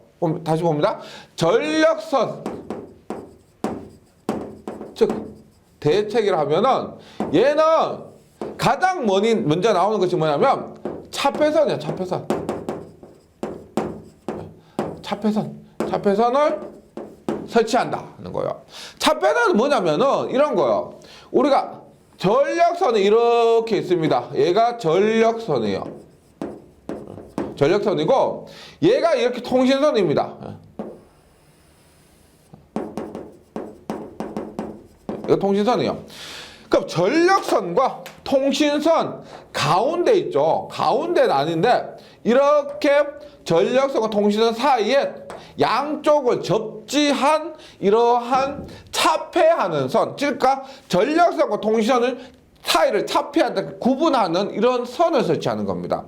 물론 얘는 접지가 되어 있어야 돼요. 원리는 어떤 원리냐면은 이렇게 되는 거예요. 보세요. 간단하게 설명드리면 전력선 전기 이렇게 가죠, 맞죠? 그러면 이 전력선에 의해서 이놈에 의해서 전자유도 법칙에 의해서 이러한 방향의 기전력이 발생합니다. 앞에 됐죠? 지금 전력선에 의해서 통신선에 발생하는 그 전압이 전자유도 법칙에 의해서 발생하는데 여기에 차폐선을 두면은 차폐선에도 전기가 발생하는 겁니다. 그리고 여기도 이렇게 돼요. 전력선에서 차폐선과 통신선에 같이 전기가 발생하는 겁니다. 그런데 차폐선에 전기가 발생하잖아요. 그러면 이 차폐선에 의해서 반대 방향으로 통신선에 또 전기가 발생하는 겁니다. 그럼 통신선에는 보세요. 이만큼의 전력선에 의해서 이만큼의 전류가 흘렀는데 또 차폐선에 의해서 이만큼의 또 전기가 흐른다는 겁니다. 그럼 결론은 어떻게 돼요? 결론은 이만큼의 전류만 흐르게 된다는 거죠. 따라서 차폐선을 설치하면은 통신선에 흐르는 전압이 감소한다는 겁니다. 그래서 이런 원리예요. 차폐선을 설치한다. 그런데 여기에서 중요한 게 뭐냐면은 보세요. 차폐선 원리는 그냥 간단하게 이렇게 하시면 됩니다. 얘에 의해서 발생하고 얘에 의해서 발생하니까 서로 다이다에 대해서 상쇄된다. 이렇게요. 그럼 여기에서 보세요. 일단 여기 이 사이에 임피던스를 전력선과 차폐선 사이 임피던스를 Z1S 이렇게 얘기를 합니다. Z1S. 그 다음에 전력선이 아니고 차폐선과 통신선 사이의 임피던스를 Z2S라고 그래요. Z2S. 그 다음에 전력선과 통신선 사이의 임피던스를 Z12라고 그래요. 1, 2. 그럼 차폐선 자체의 임피던스를 지금 여기서 ZS라고 그래요. ZS. 이렇게 했을 때 우리가 차폐 계수 혹은 저감 계수라고 합니다. 이렇게 차폐선을 설치하니까 이거 전자유도 장애가 얼마만큼 감소하더라 하는 것을 차폐 계수 혹은 저감 계수라고 그럽니다. 교재에서 지금 차폐 계수라고 그랬죠? 혹은 저감 계수라고 할 수 있습니다. 계수가 됩니다. 차폐 계수를 우리가 람다라고 하는데 람다를 보세요. 1 마이너스에 어떻게 가느냐면 보세요. 얘 두 개 곱한 거 있죠. Z1에서 Z2에서 곱한 것을 분자로 갑니다. Z2에서 1에서 2에서 곱한 것 Z1에서 Z2S가 분자를 가고요. 그다음 분모에 뭐가 오느냐? Z12와 ZS 있죠. Z12와 ZS. 이 공식은 반드시 기억을 해주시기 바랍니다. 그래서 차폐선을 설치하면은 이만큼 차폐에 의해서 전자 유도 전압이 감소한다. 이렇게 되는 거예요. 교재를 한번 읽어보시면 지금 차폐선 설치라고 되어 있죠. 전력선과 통신선 사이에 대지와 단락시킨 전선을 대지와 땅과 단락시켰다는 겁니다. 접지를 했다는 거죠. 전선을 전력선에 접근해서 설치하는 것으로서 이렇게 하면 전체 전자 유도 장애를 30에서 50% 저감 가능합니다. 이것만 설치해도 전자 문제가 되는 전자 유도 장애를 30에서 50% 기억해 주세요. 저감 가능합니다. 이게 뭐냐면 다음 장에서 배웠는데 가공지선이라고 있어요. 가공지선. 가공지선이 뭐냐면은 이렇게 돼요. 철탑이 이렇게 있으면 우리가 철탑이 이렇게 있죠. 있으면 이렇게 전력선 지나가요. 전력선 지나가는데 맨 상부에 이렇게 껍데기 없는 나전선 지나갑니다. 그 절연되지 않는 나전선 지나가요. 얘 나전선 목적이 뭐냐면은 이렇게 벼락 맞잖아요. 벼락 맞으면 이 벼락을 이렇게 땅으로 빼는 역할을 하는 것이 가공지선이에요. 근데 이 가공지선이 역할이 요것도 있지만 우리가 벼락 맞았을 때 뇌에 의해서 대지로 빼주는 역할도 하지만 여기에서 이 차폐선이 가공지선도 된다는 거예요. 예를 들어서 이렇게 되는 겁니다. 우리가 이렇게요. 만약 이렇게입니다. 이렇게 전력선이고 요거 차폐선입니다. 가공지선, 통지선이 이렇게 있어요. 그러면 전력선과 차폐선 즉 가공지선이고 여기에 통신선이 있으면은 이것 자체가 보세요. 여기에 이렇게 영향을 미치죠. 그럼 얘가 여기에 영향을 미치면 얘가 여기에도 영향을 미치는 일종의 차폐선 역할을 하게 된다는 겁니다. 요 가공지선이요. 네. 그래서 뭐 다음에 하는 가공지선 요것도 지금 미리 했지만은 기억을 해주시고요. 우리가 일단 여기 전자유도 장애라고 하면은 가장 먼저 나오는 것이 차폐선 설치 이렇게 되겠습니다. 그거 꼭 기억을 해주시고요. 그 다음에 전력선 측의 방지 대책을 계속합니다. 전력선과 통신선 간에 이격거리를 많이 한다는 겁니다. 당연히 이격거리가 멀어지면 멀어질수록 그러니까 상식적으로 상호 인덕턴스 M이 감소하겠죠. 감소하는데 근데 이거는 우리가 뭐 가까이 하고 싶어 하는 게 아니잖아요. 맞죠? 공간적 이러한 제약이 있다 보니까 어쩔 수 없이 하는데 그래도 가능하다면은 최대한 멀리 하면 좋다는 겁니다. 그래서 상호 인덕턴스를 감소시킬 수가 있다. 있다. 그 다음에 중성점 접지 시 중성점 접지할 때 저번 시간 했죠? 중성점 접지하면은 우리가 일선 지락 시 지락 전류가 많이 흐르게 됩니다. 영상 전류 많이 흐르게 돼요. 근데 중성점 접지했을 때 뭐다? 지금 기유도 전류 발생 억제라 그랬죠? 기유도 전류 발생 억제 뭐요? 기유도 전류 앞에서 뭐라고 했다?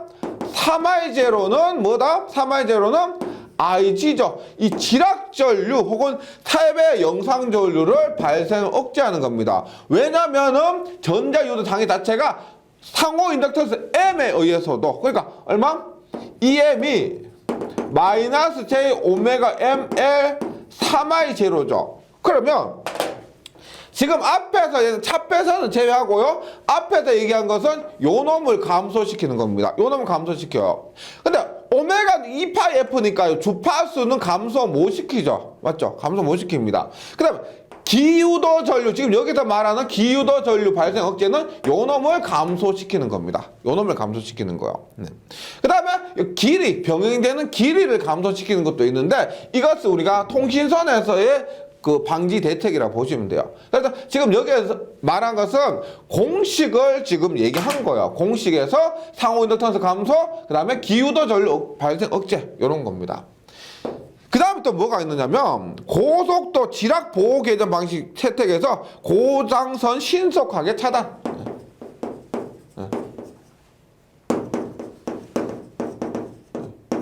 차단. 고장선을 신속하게 차단하면은 뭐 사마이제로가 흐르는과 동시에 차단해버리면 통신선에 문제가 될 게 없잖아요. 맞죠? 그래서 요것을 신속하게 차단하는데 이렇게 하는 방법이 뭐냐면 고속도 지락보호 개전 방식. 고속도 지락보호 개전 방식 뭘까요? 지락이 고장이 발생하면 고속도로 차단한다는 겁니다. 그래서 요 I0, 3I0, IG를 흐를 수 없게 해주는 방법이 있습니다. 요것이 전력선 측의 대책이고요. 그 다음에 선 측의 통신선 측에서 대책은 뭐냐면 봅니다. 일단 통신선의 도중에 중계 코일 절연 변압기예요. 통신선 도중에 중계 코일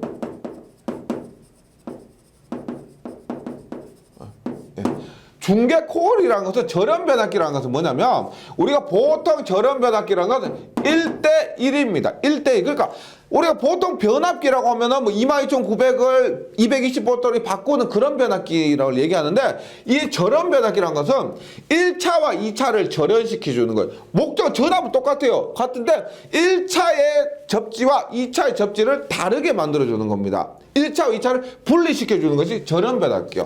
이것을 중계 코일러서 절연 변압기를 사용하는데 이렇게 하면은 병행 구간을 분할합니다. 이렇게 해서 구간을 분할. 근데 이것을 우리가 전력선에서 할 수는 없다는 겁니다. 이렇게 절연 변압기에서 구간 분할하는 것이 전력선에서는 용량이 너무 크기 때문에 이런 변압기 한번 쓰잖아. 그럼 손실이나 이런 경제적으로 너무 손해가 많기 때문에 이것을 구간을 분할하는데 앞에서 말했었죠. 길이 L 있죠. L을 감소시키는데 전력선에서는 할 수가 없고 통신선에서 구간을 분할할 수가 있다는 겁니다. 그 다음에 연피 통신 케이블. 연피. 얘는 뭐냐면 연피라는 것이 납 껍데기를 얘기합니다. 우리가 납작한 납 껍데기로 전선을 이거 피복한 거 있습니다. 그것을 말하는데 이렇게 하면은 상호 인덕턴스가 감소돼요. 즉 연피가 보호막의 역할을 해서 인덕턴스가 감소한다는 겁니다. 인덕턴스가 잘 발생하지 않도록 해준다. 이렇게 이해하시면 되겠습니다. 연피 케이블을 사용하고 그 다음에 성능 우수한 피레기 설치. 성능 우수한 피레기라는 것은 우리가 다음 장에서 나오는데요. 이상 전압, 이상 전류 이런 것들을 빼버리는 거예요. 땅으로 빼버리는 겁니다. 그래서 통신선에 우리가 평소에 없던 이러한 이상한 전류나 전압이 발생하게 되면은 이것을 땅으로 빼버리는 피레기를 설치한다. 이것이 우리가 통신선 측에서의 전자유도 장애 방지 대책이 되는 겁니다. 일단 뭐 필기에서는 객관식으로 나오기 때문에요. 충분히 어렵진 않을 겁니다. 그냥 고개만 끄덕이시더라도 지금 문제가 주관식으로 객관식으로 나왔을 때는 뭐 충분히 선택하실 수 있을 거라고 생각합니다. 다만 우리가 전력선 측의 대책과 통신선 측의 대책만 좀 구분을 해서 기억을 해주시기 바랍니다. 그 다음에 안정도라고 있습니다. 안정도 한번 볼게요. 안정도입니다.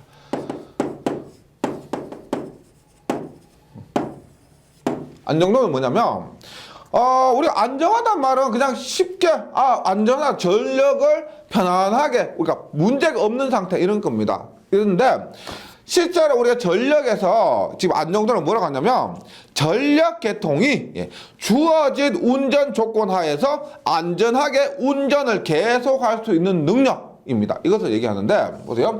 안정도라는 것 자체는 어렵지 않죠. 종류가 3개가 있습니다. 3개가요. 안정도 자체는 그냥 편안하게 전력 보낼 수 있는 능력을 얘기하는데 3개가 있습니다. 보세요. 첫 번째 정태 안정도입니다. 정태 안정도. 정태 안정도. 두 번째, 과도 안정도. 과도 안정도. 그러니까 딱 보시면 뭐가 정태 움직이지 않는다. 그다음에 동태, 그다음 과도 뭐다? 움직인다. 약간 움직인다. 그런 거요. 동태 안정도. 조금 보시면은 정태, 과도, 동태. 예. 움직이지 않는다, 움직인다. 얘는 과도, 과도기, 뭐 변한다 이런 의미죠. 그래서 뭐 지금 이 정태, 과도, 동태가요. 앞에서도 나왔었습니다. 우리 전력 원선도 할 때도 어떤 말이 나왔었냐면 뭐 전력 원선에서 알 수 없는 것은 과도 안정 극한 전력 뭐 이런 거. 우리가 원선에서 알 수 있는 것 정태 안정 극한 전력 이런 것들. 그다음에 일선 지락 시 우리 직접 접지에서 일선 지락 시 문제가 되는 거 과도 안정도가 굉장히 낮다. 소리액터 접지에서는 과도 안정도가 굉장히 높다. 이런 것들 나왔었습니다. 그래서 의미는 이거요. 정태인데 V가 전압이 거의 일정하다라기보다는 전압이 서서히 변하는 상태. 이것을 정태라고 보시면 되겠습니다. 교재 보세요. 송전 계통이 극히 서서히 증가하는 부하에 대해서 계속적으로 송전할 수 있는 능력을 말하며 안정도를 유지할 수 있는 극한의 송전 전력은 정태 안정 극한 전력이다. 어렵진 않죠. 뭐 전압 혹은 부하 이렇게 얘기하시면 되겠습니다. 전압 혹은 부하가 천천히 증가하는 이런 상태를 그러니까 정태는 정지해 있다고 하는데 일반적으로 우리가 약간 변하는 이런 거라고 보시면 되겠습니다. 그 다음에 과도한 정도는 뭐냐 보세요. 계통에 갑자기 고장사고와 같은 급격한 외란이 발생했을 때 뭐다?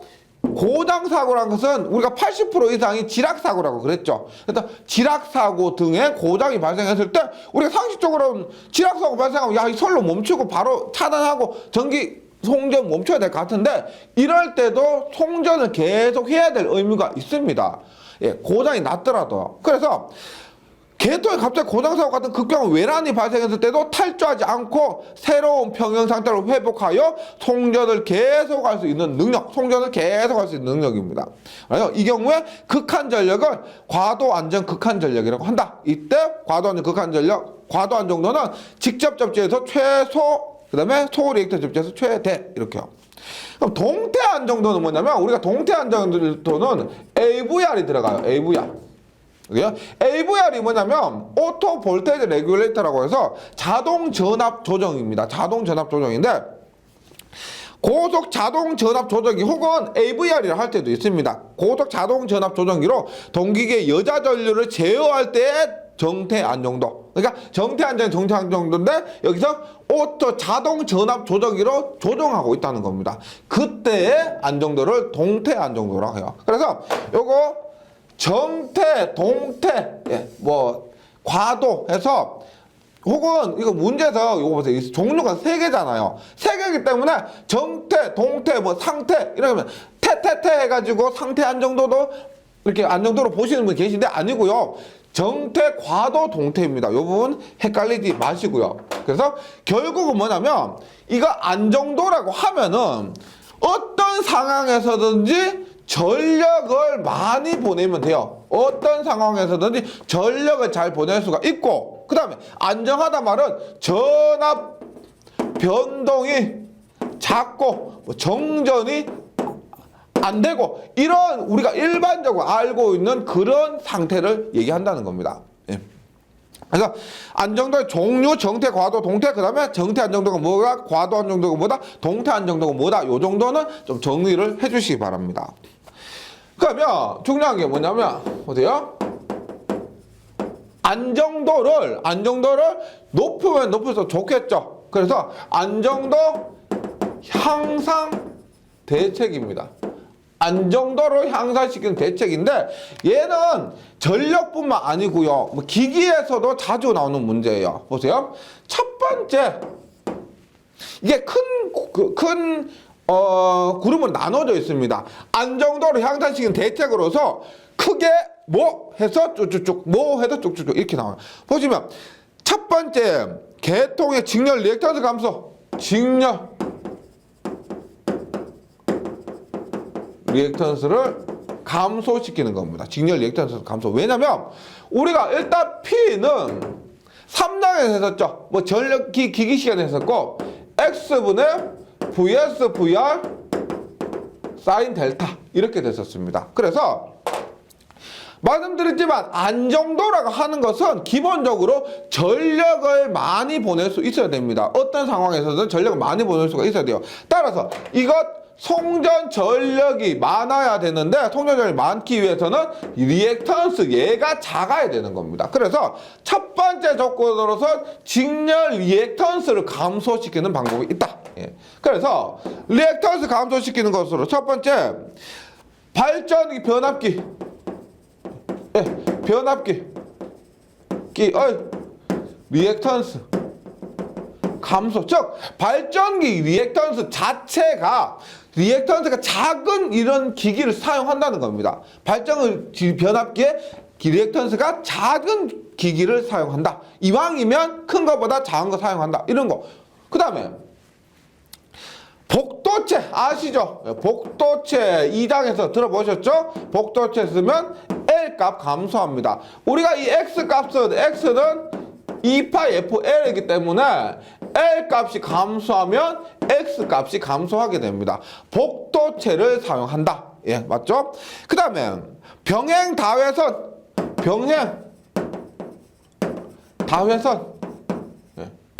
병행이란 말은 병렬이라고 보시면 되겠습니다. 병렬. 우리가 저항과 코어는 있죠. 직렬로 하면은 커지고요. 병렬로 하면 작아집니다. 콘덴서는 직렬로 하면 작아지고 병렬로 연결하면 커집니다. 그런데 이 L은 병렬로 하면 작아지기 때문에 병행으로 하면은 L 값이 작아져서 안정도가 좋아진다는 거죠. 네. 그 다음에 우리가 L 값을 감소시키는 또 다른 방법이 뭐가 있었다? 직렬 콘덴서 삽입이 있었죠. 직렬 콘덴서를 삽입하면 L 값이 감소됐다. 이런 거 아시죠? 예. 그 다음에 단락비가 큰 기기. 예. 단락비가 큰 기기입니다. 이거는 우리가 단락비라는 것은 전기 기기 시간에 배우게 되는데 단락비 K는 퍼센트 임피던스 분의 100 이렇게 얘기를 합니다. 단락비는요. 그럼 단락비 자체가 크다는 말은 퍼센트 임피던스가 작다는 얘기죠. 맞죠? 우리가 퍼센트 임피던스는 R과 X로 이루어져 있는데 X가 굉장히 커요. X가 굉장히 큽니다. 따라서 단락비가 크다는 말은 퍼센트 임피던스가 작다는 말은 퍼센트 임피던스가 작다는 말은 여기에서 X가 작다는 얘기로 볼 수가 있습니다. 예, 이렇게 되는 거죠. 그래서 직렬 리액턴스를 감소시키는 안정도 향상 방법은 이거예요. 이거. 그 다음에 안정도 향상 대책 중에서 리액턴스를 감소시키는 것보다 안정하게 전력을 보내려면 전압 변동을 적어야 되는 겁니다. 전압 변동이 적어야 된다는 거죠. 전압 변동이 적어야 된다. 그래서 전압 변동을 적은 방법으로서 소공 여자 방식. 빨리 응답하는 거예요. 만약에 전압이 변했다 그러면 빨리 여자를 변화시켜서 원래대로 갖다 놓는 겁니다. 원래의 전압으로 돌리는 거예요. 이거 소공 여자 방식 이런 거예요. 그 다음에 계통 연계. 예. 요거 전에 했었죠. 계통 연계 뭐다? T1 변압기가 있고 T2 변압기가 있을 때 얘가 이렇게 뿐만 아니고 연계를 하면 이렇게 돼. 이렇게. 예. 얘도 이렇게 연계를 한다는 겁니다. 연계를 하니까 얘가 고장이 나더라도 얘가 계속 공급하고 있어요. 따라서 정전이 발생하지 않겠죠. 예. 정전 발생하지 않으니까 전압 변동 적어져서 전압 변동 적다는 말은 일종의 크게 봤을 때 정전이 되면 전압이 0이잖아요. 맞죠? 그래서 정전이 발생하지 않는 것도 전압 변동이 적은 것으로 보는 거죠. 예. 그 다음에 중간 조상 방식입니다. 중간 조상 방식도 중간에서 뭐 역류를 조정하는 거, 위상을 조정하는 거, 이것도 위상 조정하면 전압 변동을 조정하는 방법이 되는 겁니다. 전압의 변동을 조정하는 거. 그 다음에 중간 조사 방식에서 계통 전압 방식 변동 요거고요. 세 번째로 당연하죠. 안정도 향상시키기 위해서 고장 전류 감소, 그 다음에 고장 구간 신속히 차단.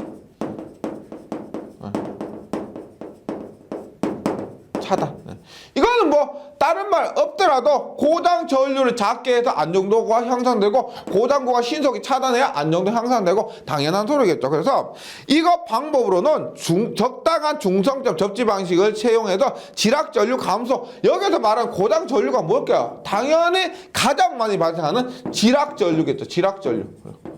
지락 전류 감소하는 방법 뭐였다?